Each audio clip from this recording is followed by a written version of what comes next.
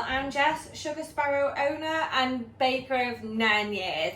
So today I'm going to be doing a 6-inch vanilla cake. So ingredients you need is just that little bit extra on the cupcakes, but very similar.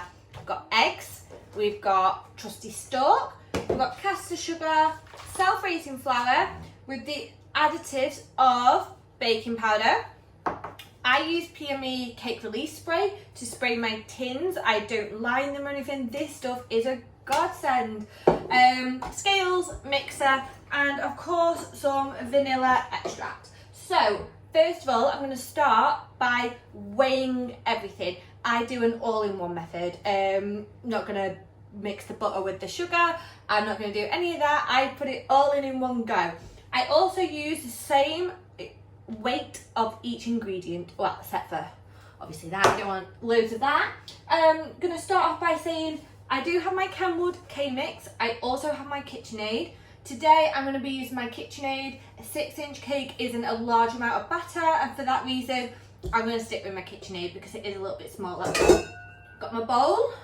I have preheated my ovens. I have a fan oven, so I like to do it about 160 and I bake for around 45 minutes.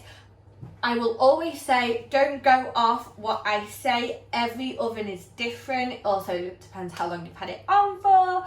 If it's convection oven, fan oven, electric oven, they will vary, but that is roughly, I always say probably time for 35 to 40 minutes and then just keep an eye on it. Never open your oven before at least 80% of the way through because it will collapse. So let's get started. I don't do an egg weighing method. I know it's quite popular. I don't do that, but for my 6-inch, I used to do it across 3 tins. I'm now doing it across 4 just to get a few more layers in there. I quite like the idea. Also, these tins, they're old. Sorry the excuse, they're not shiny and new, but they're PME, 4-inch and then 6-inch diameter. I only use PME. For my 7 and 8-inch cakes, I do use the 3-inch, not the 4, just because I put a shallower mix in it just to help stability. But for my 6-inch, you can get a tall cake. So let's go for the 4-inch tins.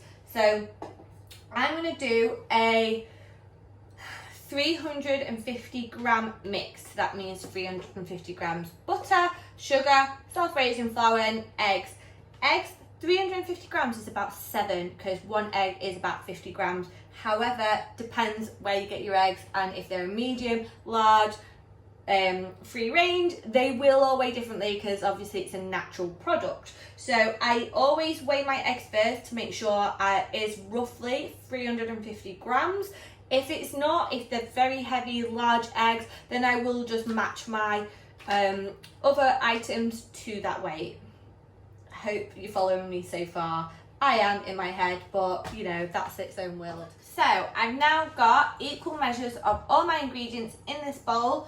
I'm gonna put it on and start it on a slower setting, build it up. You only want to be mixing it for a few minutes until it goes light and fluffy. Halfway round I will turn it off, give it a scrape down, and make sure it's all mixed through at the bottom, and get a nice fluffy mixture. Whilst that's going on, I'm going to spray my tins with my cake release spray, ready for them to be filled. And also, when I get about halfway through, when I do that scrape down, I'm going to add my vanilla and add some baking powder. You probably only want about a teaspoon, nothing too much because you can start to feel it. I'm going to add those in, and then that final mix, when it's nice and fluffy, it's all combined. So, see you in a minute. So, I've got my 4 6-inch tins, which have been sprayed with cake release spray, meaning they're not going to stick to the pan when they come out.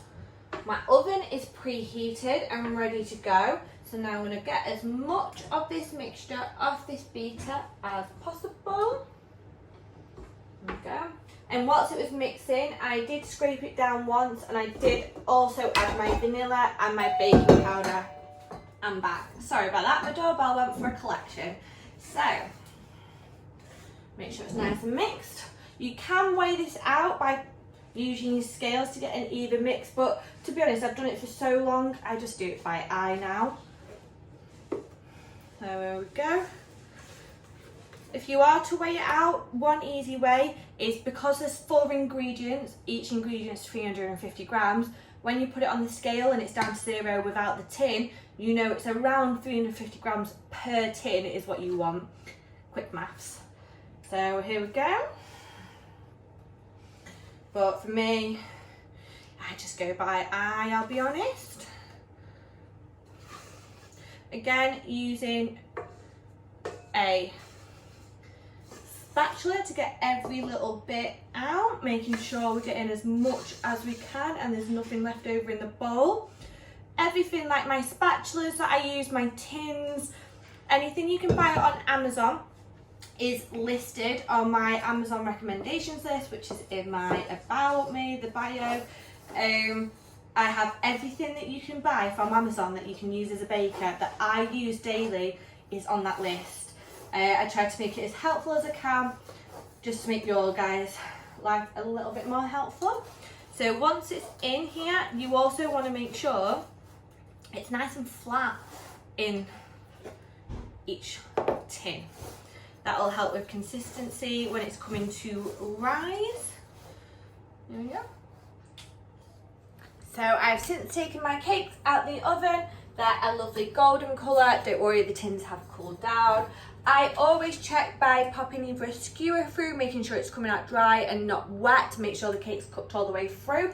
Also, I leave it on a cooling rack in the tin until it's as cool as it can be before I tip it out. Once it's tipped out, I'll cut the tops off, layer them nice and flat. That way they cool out a little bit quicker as well.